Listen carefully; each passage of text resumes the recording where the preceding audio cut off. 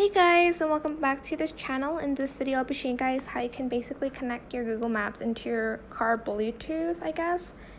So make sure your Bluetooth is on and is connected to your car. I'm not going to show you that, but just make sure it's connected to your car. You're then going to go to Google Maps itself and you're going to select your profile picture here.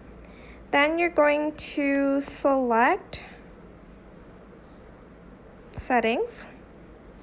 Go to Navigation, and here you're going to enable Play Voice over Bluetooth.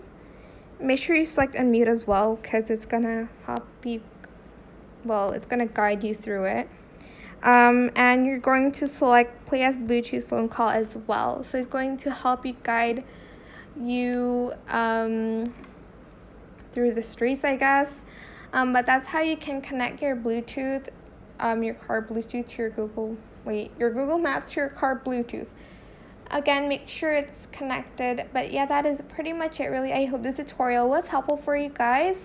Don't forget to like this video, comment, share, and also subscribe to this channel if you haven't done that already. If you have any more questions about this video, just leave it in the comment section down below.